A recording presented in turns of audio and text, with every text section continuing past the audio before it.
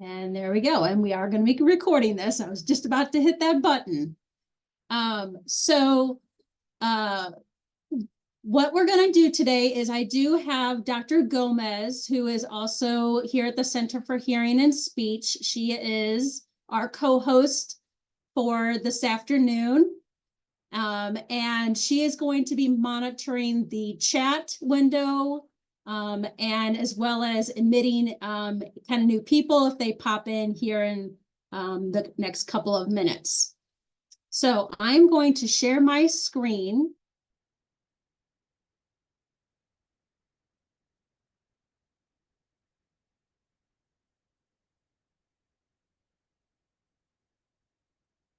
Let me make sure I've got the correct one going here. All right, I believe you guys all should be able to see the presentation screen. Is that correct? Fantastic. Okay. So the topic for today's presentation is, and I did make a slight change from what was on the title.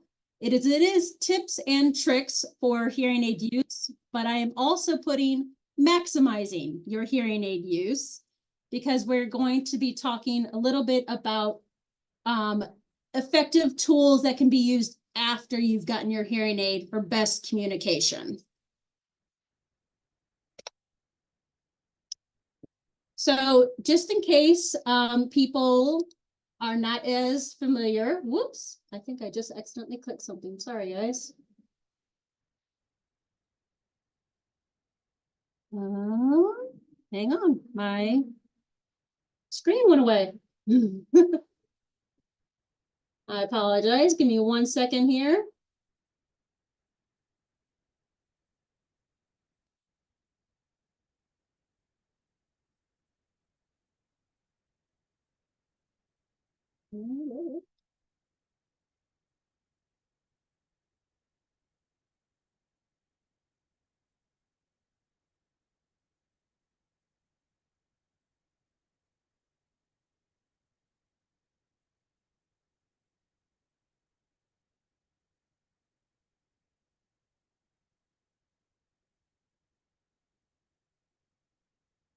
Okay, everybody should be back to seeing my presentation. I apologize about that. That's what happens when you accidentally get a little click happy. So yes, for those of you who are not as familiar with the center here, our mission is to transform lives by empowering communication. We have several core values that are at the heart of what we do. Those include providing personalized care for our patients, making sure that we are leading the field from a place of practice.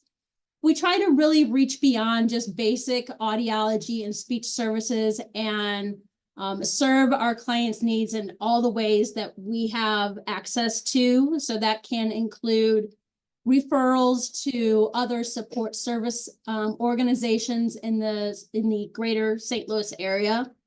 And then also just in terms of always making sure we are advocating for communication as a human right. We have 5 programs here at the center: audiology, speech language pathology, school screening. We have a program called Senior Connections, and hearing conservation. Just as a little bit of data for you all, we served over 34,000 people last year. That is by 8 clinicians and 6 screening technicians going out into the community. And in terms of devices that we have provided for people at assisted, discounted rates, or even no charge, it was over 500 devices last year. So we really try to live up to our mission and demonstrate that within the community. So I want to talk a little bit about different types of hearing aids, because there's a lot of different types out there, and everybody may have something different. Now, today we are really only going to be talking about prescriptive class devices. If you are interested in learning more about the new FDA over-the-counter classification, we do actually have some recordings on our YouTube channel with some of that information. So that is where I would direct you to learn more about that from our perspective. So there are different styles when it comes to devices. You have what we call a receiver in the canal, which is going to have a small piece that fits over the top of the ear, and then a very thin wire with kind of a universal tip on the end. You have a kind of more traditional behind the ear style, which is just a slightly bigger form factor, and that we are going to connect to a custom earpiece that fits down into the ear canal. We use this style for a lot of times for children because they have growth spurts so fast. We can just replace their plastic mold without having to replace the entire hearing aid. We also is a great option for people who have not as great dexterity because it's just a little bit bigger for them to hold on to. It's a little bit more durable. As well as people who have kind of more severe to profound losses because they have bigger amplifiers and we can push more power. There are also what we call custom styles that range in size from what we call this a full shell, which will fill kind of the entire bowl of your ear. We call it a in the canal, which basically kind of fills just the lower half. And then you have two very small options that sit deeply in the ear. Things to always take into consideration when you're picking style is how easy is it for you to use? How well can you maintain it? And is it appropriate for your hearing loss? So in addition to styles, there are different levels of technology when it comes to hearing devices. There's kind of 4 major categories, which I've put up on the screen.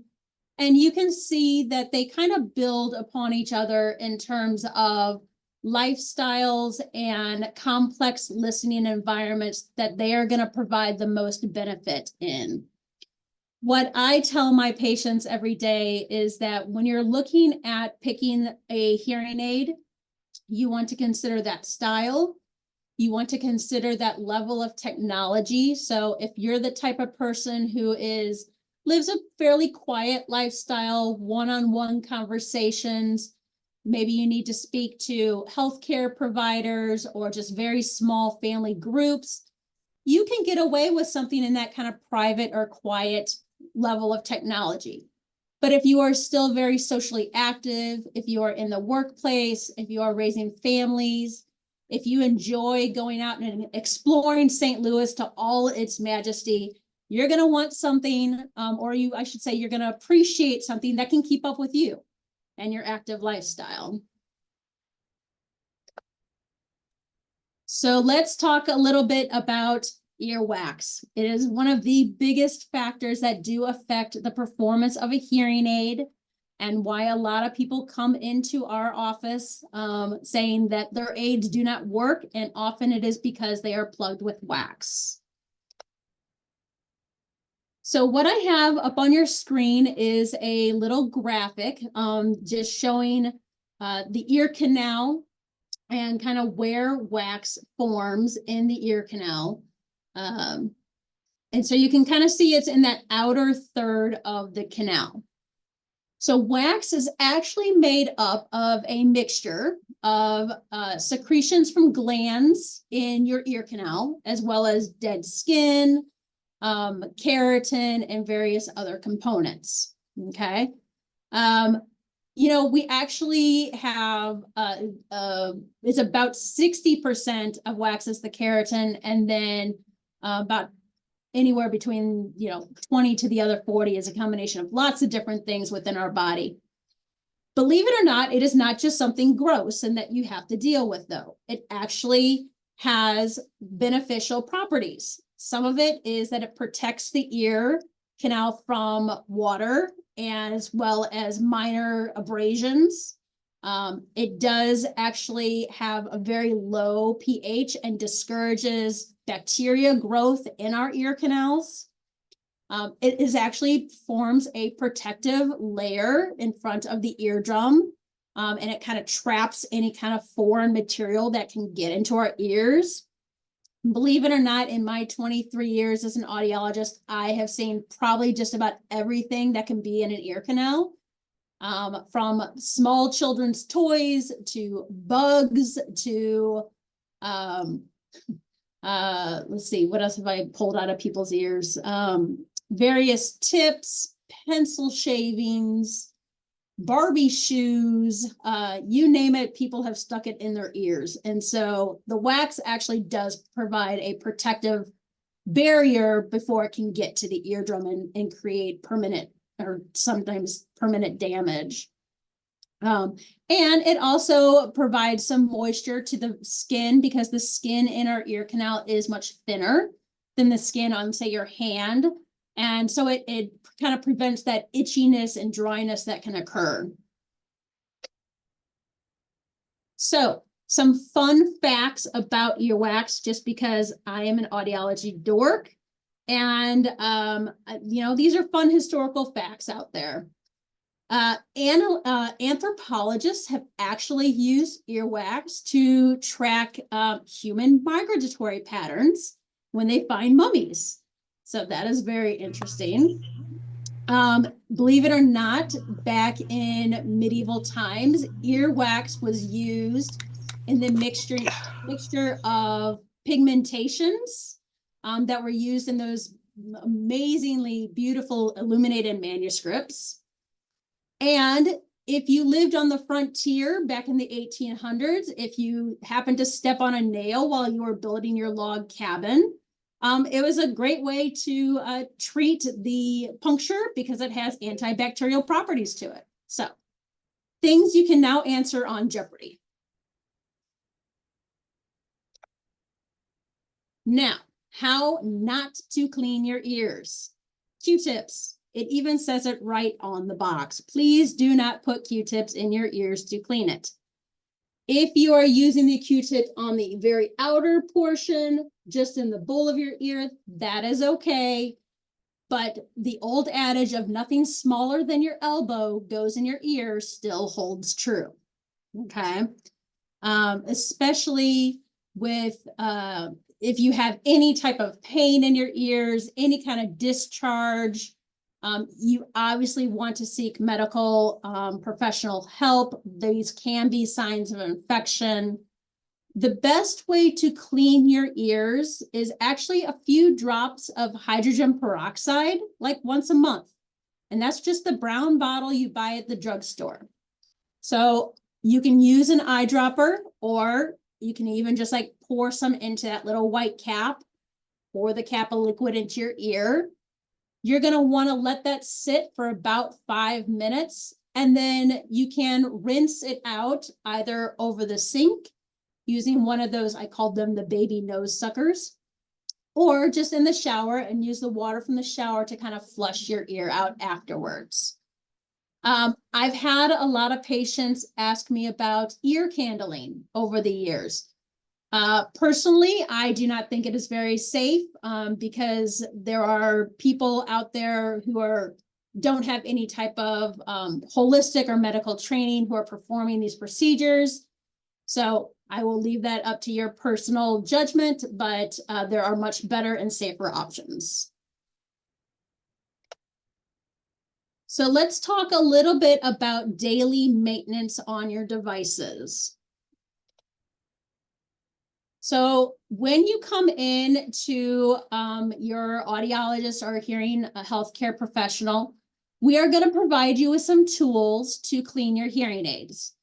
The tools that we would like you to use do include things such as wax guards, loops and brushes, sometimes cloths. There's something called a tubing blower. Even a soft bristled toothbrush from the dollar store works great. Tools that we do not want you to use include bobby pins, straight pins, alcohol or liquids of any kind. Peroxide can go in your ear, but not your hearing aid. and any form of glue. All right. If you feel like you need to repair your device, please seek professional help. Do not, this is not the time to DIY it. All right. So I am actually, I'm going to back up. How often should you clean your hearing aid? Every single day. All right. Now, not every day is it going to require a complex cleaning, but you should be doing basic maintenance on a daily basis to provide the best longevity and performance of your devices. How often should you come into the office and get like a professional cleaning? We recommend typically every 6 to 12 months. So now I am actually going to hand it over to Saraí, and Saraí is going to show you on camera some tips and tricks for cleaning of your devices.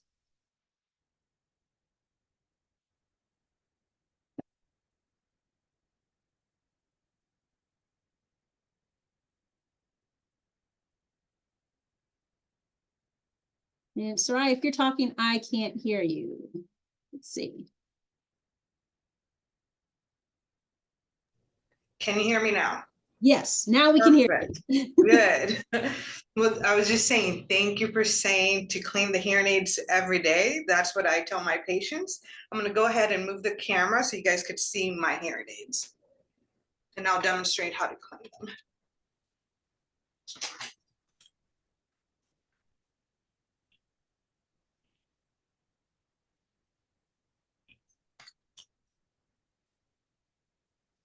Okay.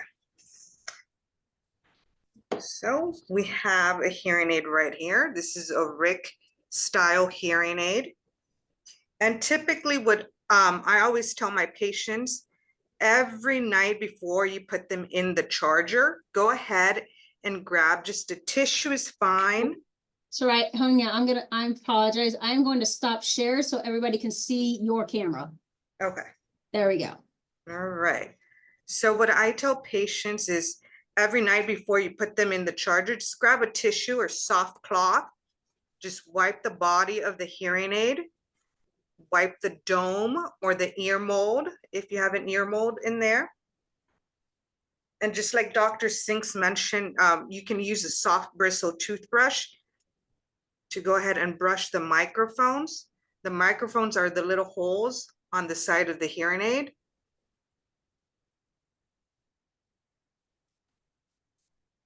That's what you would do. And then this is the dome. We remove the dome and we check that white little circle. That's the filter. We make sure that there's no wax in there. If it's yellow or if it sounds weak, that's an indication that it's clogged and we want to replace that.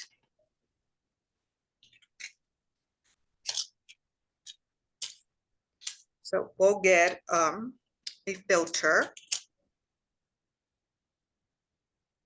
What we're going to do, we're going to go straight down and we're going to pull the old one and then go straight down and pull straight back up, and you'll replace that with the new filter right there. Each hearing aid has their own set of filters, so they may be different. I will demonstrate with another type of hearing aid. All right, another important thing, once you replace the filter, make sure you attach the dome back in place and give it a good tug. Make sure it doesn't come off, and that tells you that it's in there securely. That's what you would do every night before you put them in the charger. Now let's go ahead and do the same thing with a custom hearing aid. You will go ahead, grab just a tissue, wipe the whole body of the hearing aid. We'll get the filter. One end doesn't have anything, so that's the end we're going to use to remove the old filter. We're going to go straight down, pull it straight back up, turn the filter stick, go straight down and pull it straight back up. And then I also like to give it a good push just to secure the filter in place. Now with the custom hearing aids, you also have mics. They're on the side. They're really tiny holes. So just a brush will work just like that. Again, we would do this every night before we put them in the charger or before we open the battery door. All right. Another type of hearing aid that we have are the behind the ear hearing aids, or the BTE hearing aids. Same thing, we're gonna get a tissue, wipe the body. We're going to brush the microphones, the small holes on the side of the hearing aid.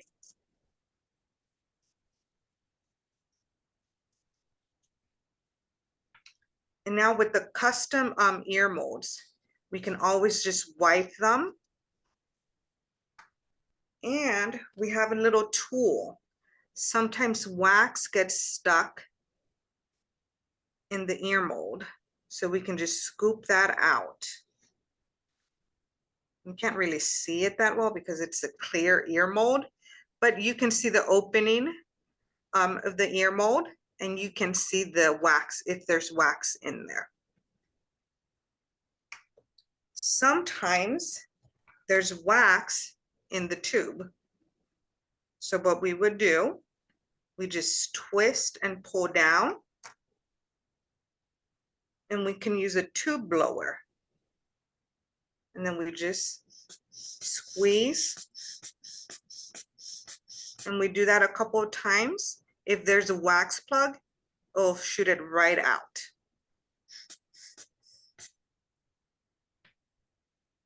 Once we do that and we see that there's no more wax in the tube, we can put the tubing back into that ear hook. And then I just like to twist and make sure it's all the way up into the little lip of the ear hook. And that's what you would do to clean your hearing aids before you put them in the charger. We also do have some cleaning solution. It's not necessary, but if you're someone that would like to get some solution to clean your hearing aids, we offer this in office, and we also have audio wipes too. So that's it. That's how you clean your hearing aids. All right, thank you, Saraí. I am going to put the share back on so everybody can see the slides again.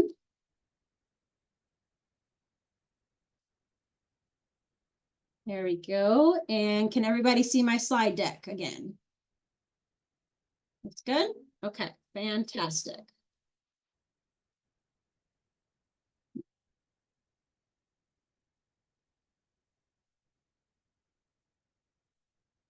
Okay, so let's talk a little bit about the power supply. Saraí did mention rechargeable and battery. So let's kind of go over some of the options that do exist out there. There are essentially 4 different sizes of disposable batteries. One is the 675. This is the largest size battery that is available. The next one is a 13. We have a 312 and a 10. So every hearing aid, if they use the disposable batteries, will require the use of one of these 4 batteries. Your healthcare provider will instruct you which one that you need to use for your particular device. You can also see that they all have colors on them. In audiology, we do love our colors. Red and blues for rights and lefts, and batteries are blue, orange, brown, and yellow. So no matter what store you are at or what brand you decide to purchase, they will use those color codes. And that is a universal standard so that people know what they're getting and make sure that they're getting the correct battery for their device. Something that people have asked me a lot over the years is one brand of battery better than another? And I will say I believe so, yes. There are some brands that are just known to have better performance. We use the Power One brand here at the center. All of the batteries that we provide to our patients are this particular brand. Other ones that do have good reputations are like Rayovac. Energizer was having some issues for a while, but I think they may have kind of worked that out. And you always have your Duracells too. If you start buying like aftermarket discounted batteries, like Walgreens label batteries or something that like is kind of a no-name brand, you may want to just anticipate that they're not going to have as good a performance, especially if you're doing any type of connectivity or streaming with your devices. There are also the rechargeable batteries. And so there are different styles of chargers, which I have put up on the screen here. Some of them may use something what we call a desktop charger, which is this one right over here. Sometimes they may have a little case. If you do use a custom style product, then it might fit down into some kind of forms or might connect by a magnet on that little faceplate. So I am once again going to hand things over to Saraí, and she can kind of show you how to put the batteries in the charger and things to look at on the charger to make sure that your devices are working or charging up optimally. So once again, I am going to stop my share and I will give Saraí a chance to take over here in just a moment. There you go, Saraí, the floor is yours. All right, so I have a couple of chargers in here with some hearing aids. So again, these are the BTE hearing aids, and I don't think you could really tell, but there's a light right there. The charger is plugged up to the wall. You can see that there's a green light. When we see a green light, a solid green light, that means that the hearing aids are 100% charged. We have a different type of charger right here. Same thing, we have a green light. If it's solid, it means that it's completely charged. You may see a yellow light. A yellow light means that it's still charging, it's not fully percent charged. A red light means that it's low, it has a low battery. Now, one thing I will say though, if your hearing aids have a custom ear mold, beware of when you're putting it in the charger and closing the battery door. Sometimes when you close the battery door, you may move the hearing aid and it may not make contact with the charging port. So something to be aware of. Also, if you take a look in the charger, you have color indicators. Blue for the left hearing aid, red for the right hearing aid.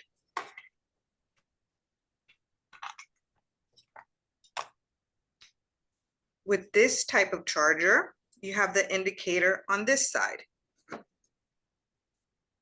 Red with red, blue with blue. And now with hearing aids that require a disposable battery, just like Dr. Sinks was saying, they're each color coded. So this is a size 312 battery. What we do, we remove the sticker. We let the battery sit for a minute. It's activated by air. Once it's been sitting for a minute, we can go ahead and pop that in the hearing aid. And then we just make sure that we close the battery all the way. And a neat way for you to test your hearing aid to make sure it's working, you just cup it in your hand.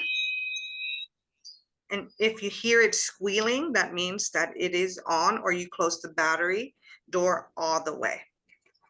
And I will demonstrate with these. So I'm just going to remove it from the charger.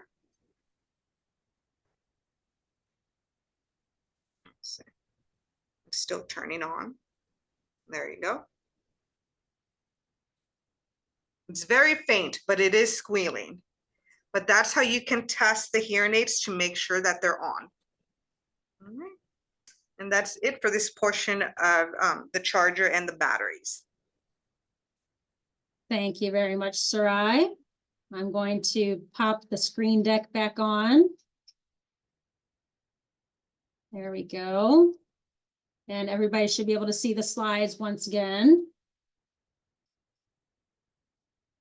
Okay, so we've given you a few good tips of what to do, but let's talk about what not to do. Do not wear your hearing aids in the shower or jump into the pool this summer with them on. Please do not give your hearing aid to another person to try on. These are medical devices, and therefore they are specifically designed and fit for you as an individual. It is not safe nor to hand them off to somebody, say, here, try this and see what you think. We do not want to damage our friends and family's hearing by having them listen to something that is not appropriate for them. Do not apply hairspray, gel, dry shampoo, whatever your morning ritual is in terms of getting ready. Please do all of that first, then put your devices on. If you go to the salon or if you're going to the barber or anything, I would not wear your devices while they are working on your hair. There's a lot of direct heat from blow dryers or curling irons. If you are a gentleman and they use those very small scissors or those trimmers, those buzzing trimmers. I have had 1 or 2 hearing aids in my career whose wires have gotten cut from those various trimming tools. So we just tell people to wait until they're all beautified and then you can put your ears back on. Okay. I would not recommend that you store your hearing aids in the bathroom. That is just a place in our house with a lot of moisture from toilets and showers and sinks. And that humidity over time is just not good for the longevity of the electronics. As I mentioned earlier, do not do DIY repairs at home. That is what we are for. We always try to repair things in the office when possible. If we cannot repair it here, we will send it to the manufacturer. That is what warranties are for. If your device is out of warranty, there are options to simply pay for repair. You do not have to replace your whole device. Okay. Do not store your hearing aids where small children or pets can get a hold of them. Cats like to bat them around the tables. The dogs just eat them. I had a woman one time who lived, she actually lived on some land and had chickens. She managed to lose her hearing aid because she was attacked by her chicken. I think that one might have been out of the power of her control, but just be aware if you're around animals or children, things do happen.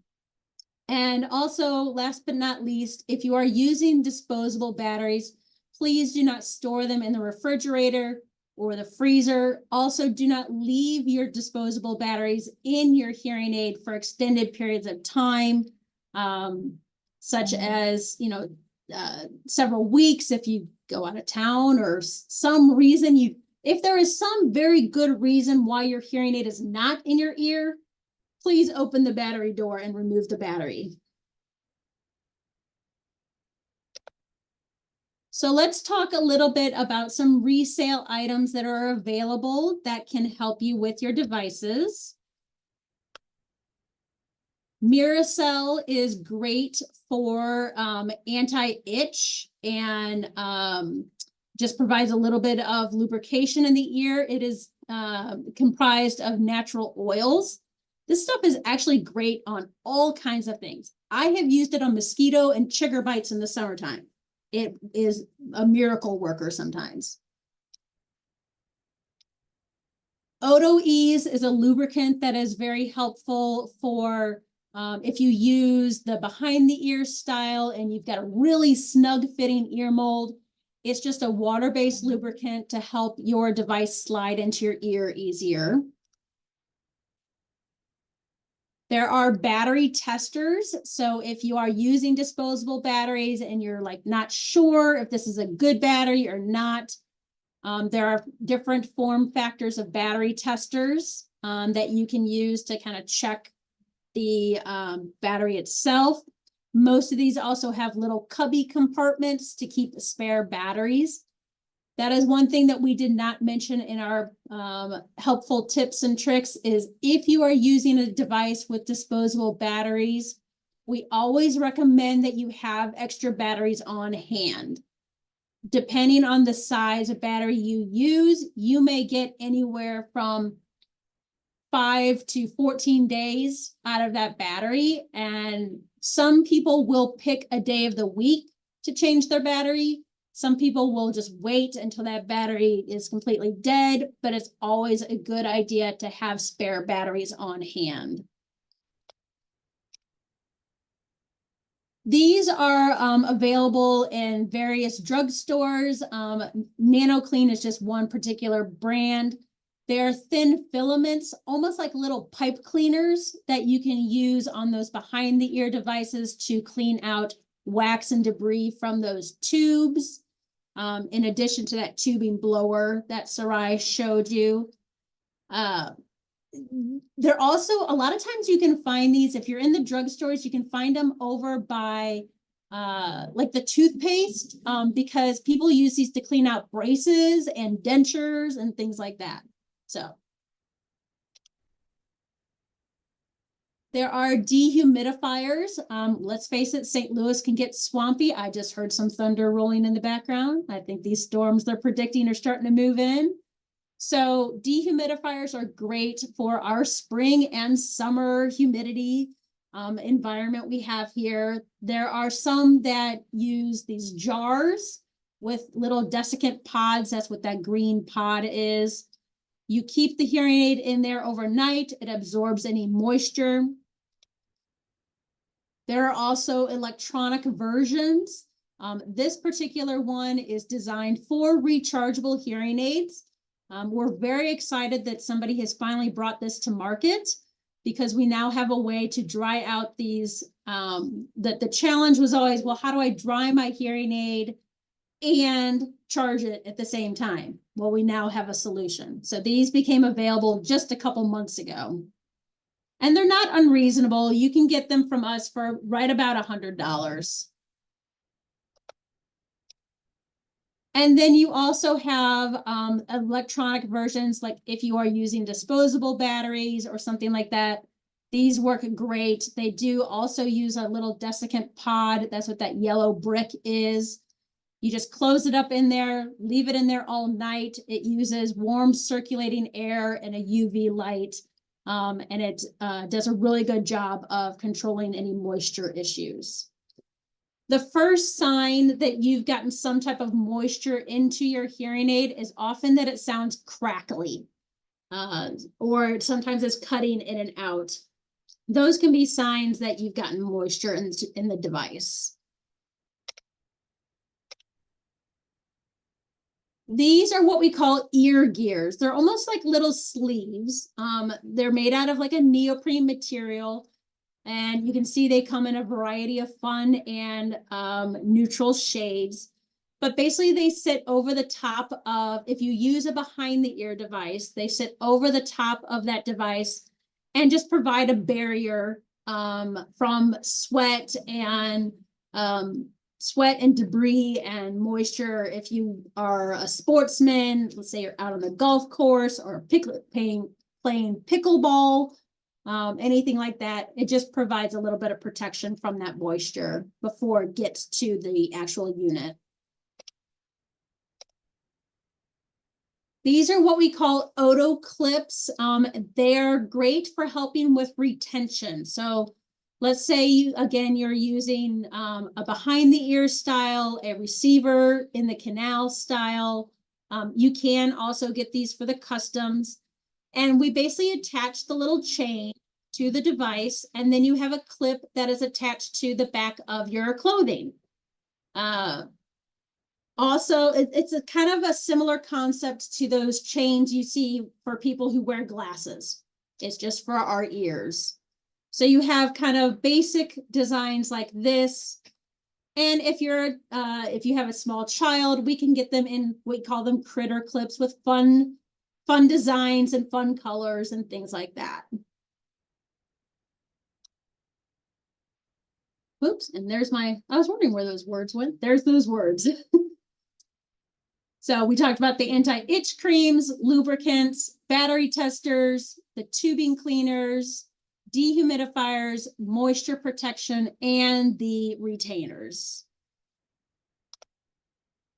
So let's talk about assistive devices that can be used with your hearing aids to improve your communication ability. Some of these include things such as alarm clocks. This is one example of an alarm clock. You can see that round pod is actually a pillow shaker. So you place that under your pillow. It vibrates when you set your alarm to go off. Sometimes they have flashing strobe lights. That's kind of what that little yellow thing is up at the top. Or some of the units, you can actually plug in a tabletop lamp and your whole lamp will flash when the alarm goes off.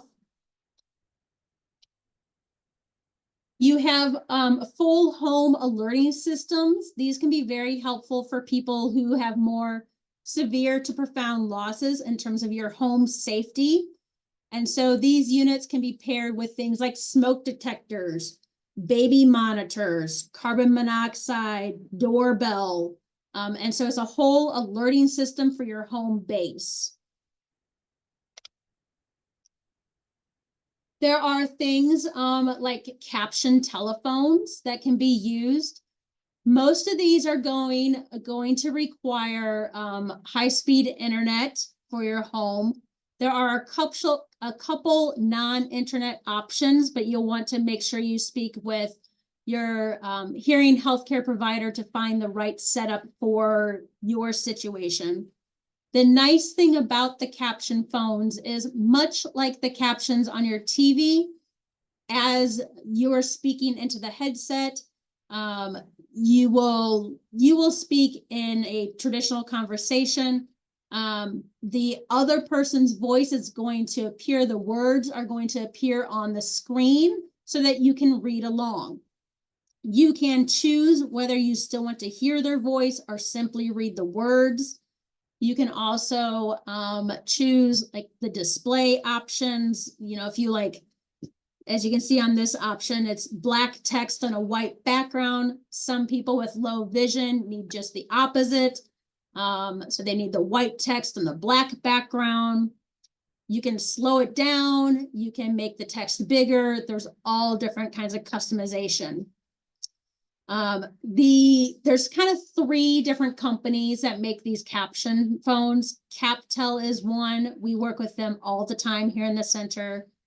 Caption Call is another one. And then there's Clear Captions. All 3 of them are going to have local representatives that can come out to your home and actually set this up for you, which is really nice.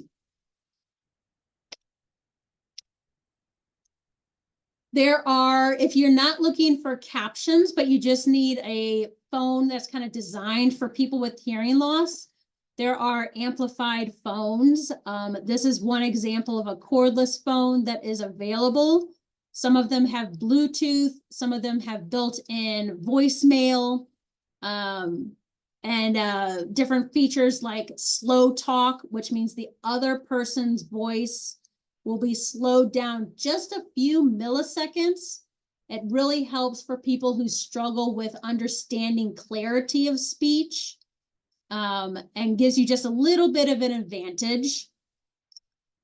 For those of you who don't know, there is actually a program through the state of Missouri called MoTap, and they will provide free amplified phones for people whose income is less than $60,000 a year. If you want more information on this state-funded program, please reach out to us here at the center. We are a demonstration site and can get you set up with something.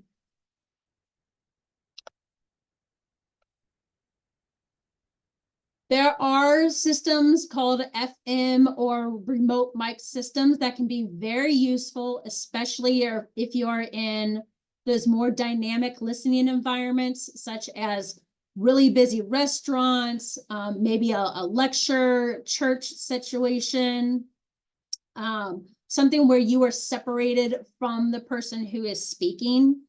So these systems work where the individual is wearing a microphone or a microphone is sitting on a tabletop, and that voice is being streamed directly to your devices. It really helps in terms of easing that communication barrier when you're in a more complex listening environment. There are also systems designed to work with our televisions. And so you basically will plug something into the back of your TV. Most of the time it's being plugged into like an audio out jack port. And then we pair that to your device. The sound will stream right to your ears.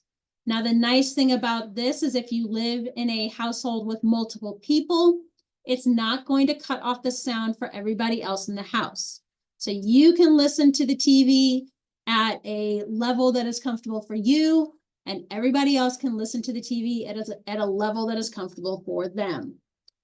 It is also beneficial just in terms of bringing that speech sound closer to your ears, and it helps with the clarity, especially because so many of the shows that are available nowadays, if you're into any of the dramas, you know, the actors don't necessarily, they're not going to look at the camera. There's often music playing on top of it. They're speaking softly because they're trying to be dramatic. And so using accessories like this can just enhance your enjoyment of watching your favorite programs again. And then most devices are going to have Bluetooth in them these days. And so they may have apps that are available to where you can kind of modify your own listening preferences through these apps. The apps do all kinds of things. I'm not going to kind of do a deep dive into the apps because there's so many different ones out there. But if you want to find out if your device has an app or would like help getting set up with one, reach out to your provider and they can help you.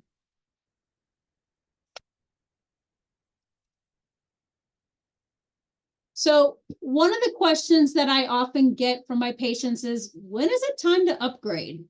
When should I start thinking about getting new devices? So the national average is people actually replace their hearing aids every 4 to 6 years. That's pretty typical. If you are struggling to communicate, despite having optimal fittings with an experienced provider, so you've done fine tunings, they have mapped it to your ear, you're working with good technology that is appropriate for your hearing loss, and you're really struggling, it might be time to have a conversation about what else is available. If you've had any kind of significant change in your hearing and the amplification limits of that device are starting to be exceeded, that is definitely when it's time to upgrade. If you've had some type of change in your vision or dexterity abilities, and you're struggling to manipulate, insert, maintain your current style of device, probably a good time to think about upgrading. Or quite frankly, if you simply just want the newer technology, there's nothing wrong in saying, hey, I bought these 2, maybe 3 years ago, but they've come out with something new and I want something new. By all means, go right ahead and do it. You know, they're always improving devices. And I think that over the course of my career, I've been through so many different phases. When I first started, we were still adjusting hearing aids with screwdrivers. And nowadays, these devices are full-blown computers with multiple chips and processing speeds that I can't even fathom in some cases. So they're always improving them. There's always an opportunity for better hearing as they continue the research. So let's talk a little bit about some realistic expectations when it comes to using devices. Your own voice is going to sound different. That is one of the very first things people say when they are fit with their hearing aids. Why does my voice sound different? Part of that is because you're hearing parts of speech that you have not heard in some time. Part of it is because you're actually hearing your voice through a microphone. And that's just a different perception than our natural vibrations from our vocal cords. You will be hearing new sounds in your environment. Things that your brain has kind of forgotten about because it's been so focused on the basic communication needs. The world is a noisy place, and oftentimes people with hearing loss tend to forget that until we reintroduce those sounds to them. Your hearing aids should always be comfortable to wear. If they are causing any kind of discomfort or irritation in your ear, make sure you reach out to your hearing care professional. When you are first being fit with your devices, ease into those more complex environments. Don't go from your audiologist or your hearing instrument specialist office and go straight to Helen Fitzgerald's on St. Patrick's Day. Okay, that's probably the worst thing you can do. We want you to ease into those types of environments where there's a lot of complex or dynamic listening, because we do have to give our brains time to rewire themselves and learn how to process the sounds and speech that is kind of forgotten about as your loss has developed. Also, people, how their brains do that rewiring is different for everybody. People learn at different rates. So some people may need a day or two to learn and adjust. Some may take a few weeks or a few months. So it is a marathon. It is not a sprint. Give yourself grace and patience to get through this adaptation process. And finally, just remember that hearing aids are a tool, but they are not a cure. You still have a damaged anatomical and processing system. So the devices are not an instant fix, but they are a tool that can improve the quality of your life. So let's talk a little bit about some effective communication skills, because this is really critical to overall success with devices. And some of these tips that I'm going to put up on the screen are for the user of the device, and some of these tips are for their communication partners. You are not alone. You have a full circle of people you interact with on a daily basis. And it is important to advocate for yourself and telling people what you need from them to have the best communication. So make sure that you are trying to face the person that you are speaking, and when possible, make sure that, they're in good light, that you're not being blinded by the sun or anything like that, if at all possible. I'm going to pop a few of these up on here. There we go. This is a hard one to do at home, but try not to yell at each other from different rooms of the house.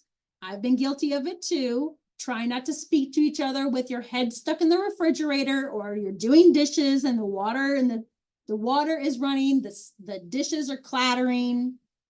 If somebody is speaking too quickly, or if they're using words in a sentence that are just a little bit more complex, ask them to slow down.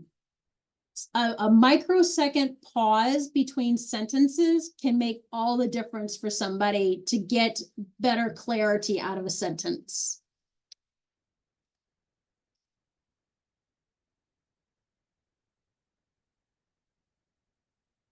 If you are a gentleman who prefers to have facial hair, keep in mind that if you keep your facial hair, let's say, fuller and it is blocking somebody's view of your lips, that they may have more difficulty because inherently we are relying on visual cues in conversation. If you're speaking to somebody with hearing loss and they are just asking you over and over again to repeat, try changing up the words. If they haven't understood a particular word the first 2 times, chances are they're not going to get it the third. So changing up 1 or 2 words in a sentence can bridge that gap of the difficulty in conversation. Be aware that people who have hearing aids do not need you to speak louder. The hearing aid is taking care of the amplification that they need to address their loss. So if you are shouting at them, it can actually create distortion in the device and create more of a problem than a help.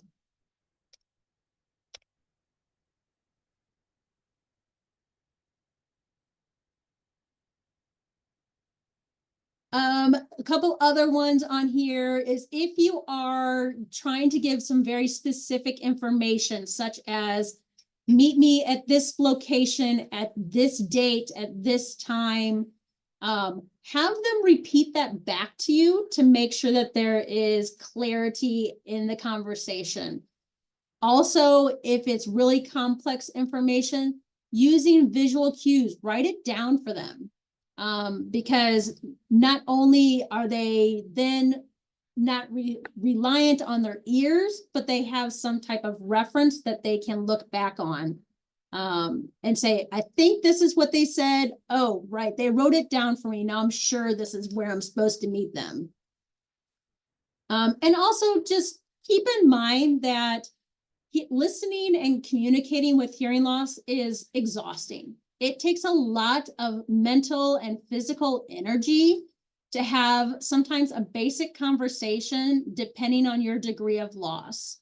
So give those individuals in your life and give yourself patience and just grace in terms of saying, I need to take a break or we need to slow down.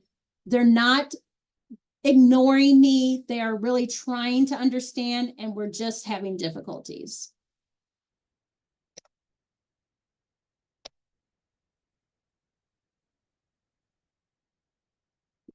Okay, so I think the last thing we have on our agenda for today is just to talk a little bit about rehabilitation. As I said, hearing aids and cochlear implants, which we haven't talked on too much, but all of this applies, is a tool, okay? But we have to do the rehabilitation aspects afterwards in order to maximize the benefit. So there are a couple different methods of doing rehabilitation. One of them is an in-person treatment plan, which can be designed with the help of a speech pathologist or a teacher of the deaf. Some of them are home-based exercises that don't require any extra technology if you're not great with the technology aspects. And actually, Saraí is going to go over some options here in just a few minutes. And there are even some home-based auditory training via those digital apps that we can help you out with. Now, I'm going to turn off my slide deck, and I'm going to let Saraí kind of show you some home-based exercises that she's developed to work with our patients.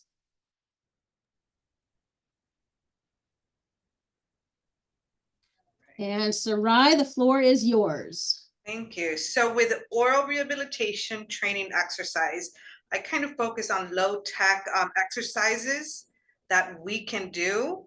And I'll just discuss some of them briefly, and you can do this at home. So one of the exercises is sound discrimination.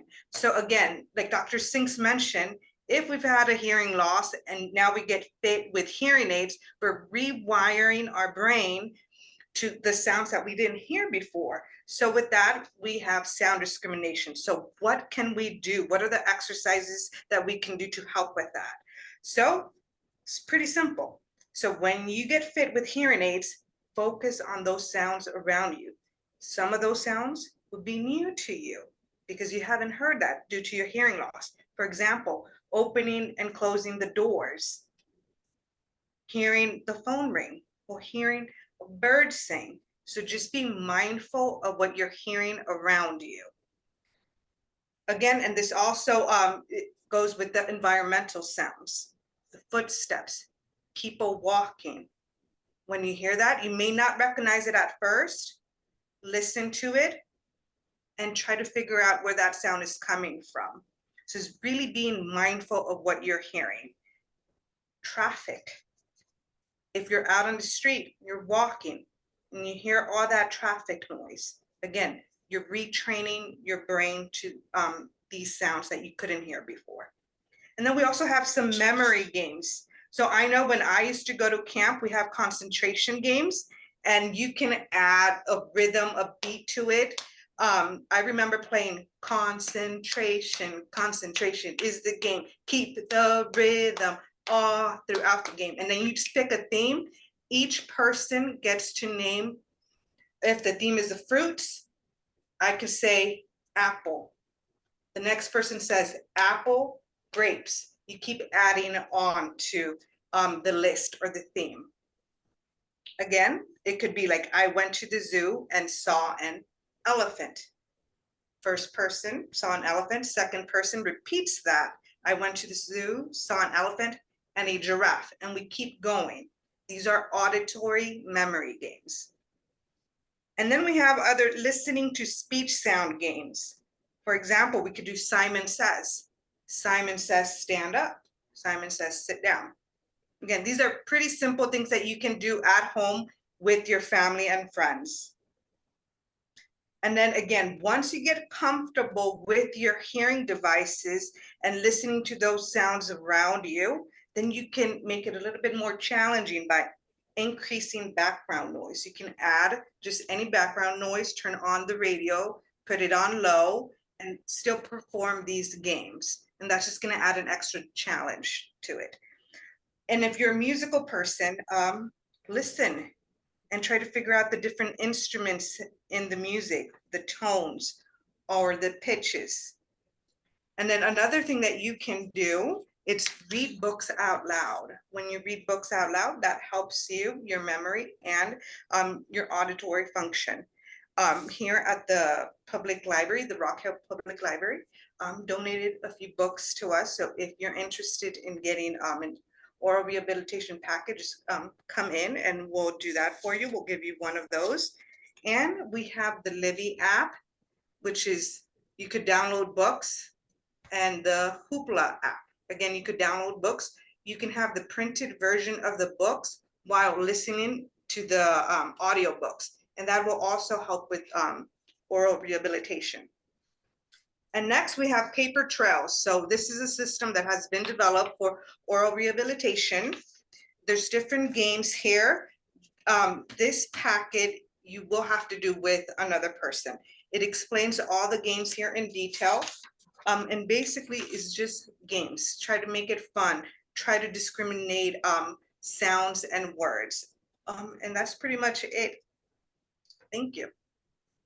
All right, thank you, Saraí. I'm going to just pop my screen share on. I just have a couple last things to show everybody. Okay, you should all see my screen that says Amplify on there. So Amplify is one of the home-based auditory training programs that you can do via apps. It works on smartphones, tablets, PCs, Macs, you name it, you can get access to it. So I just wanted to kind of show this to you. So the Amplify system is kind of comprised of 4 different things. You actually have an assigned hearing health coach that follows you and kind of designs a custom curriculum for 12 weeks. If you sign up for Amplify through the center, anybody can have access to this through your Google Play or App Store on Apple products. If you sign up for it through the center, not only will you have your 12 weeks of support from your hearing health coach, but you will have lifetime access to the actual curriculum and games after those 12 weeks. That interactive curriculum is geared specifically towards your communication goals. You actually fill out as part of the program, like a little survey saying, what are you struggling with? What are your goals? The training is actually game-based. So you think you're having fun, but we're actually working. They recommend that you do these games about 7 to 10 minutes a day. That's all it takes. And that can make a big difference. And then with the Amplify community, you have the option of participating with peers who have chat groups and different things. So you can share your stories about what are you struggling with, what successes have you had, and things like that. Now I'm going to flip screens here real quick. Let's see. I have my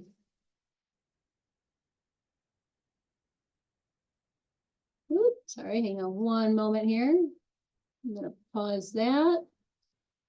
There we go.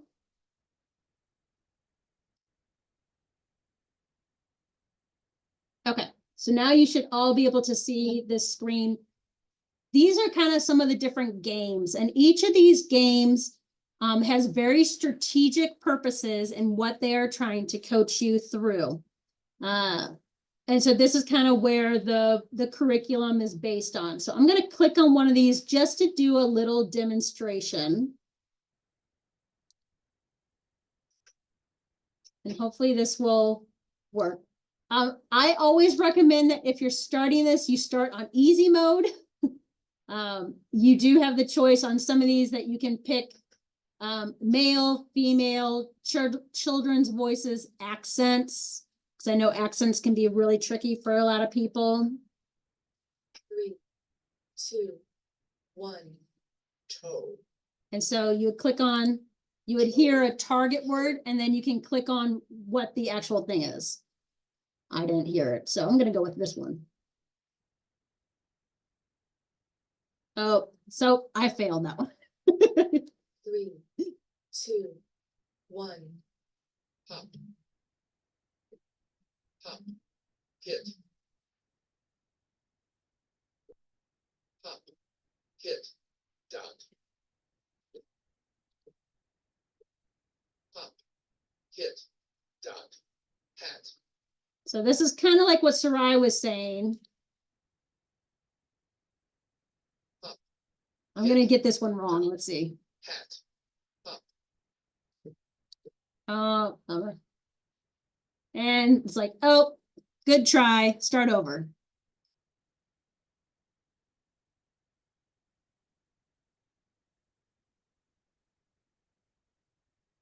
So that's just a really brief example of what Amplify has and how it can be a useful tool for people who may not want to go or have the opportunity to go to a more traditional rehabilitation program with a licensed provider, but they can still do things in their own home.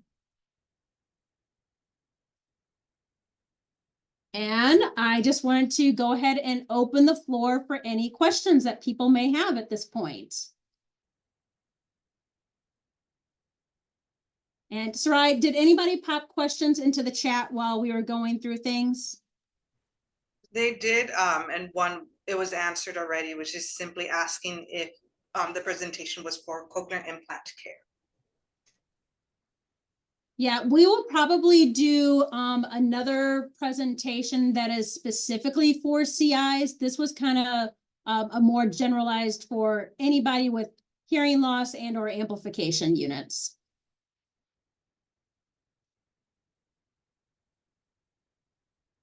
any other questions that we can answer for people? If so, you'll feel free to unmute yourself.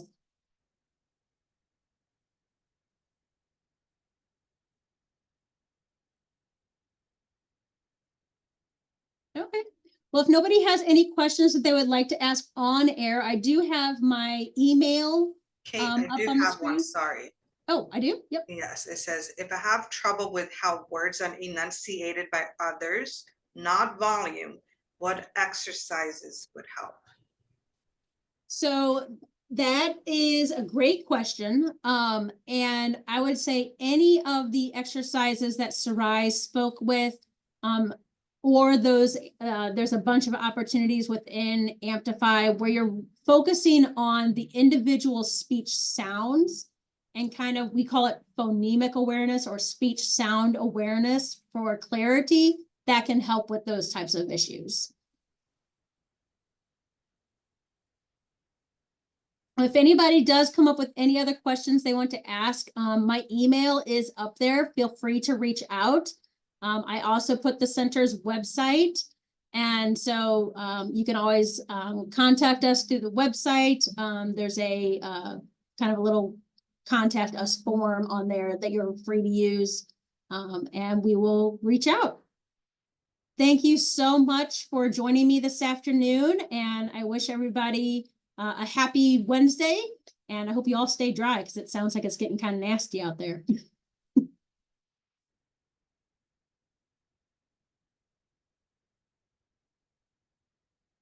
Thank you. You're welcome. Have a good day.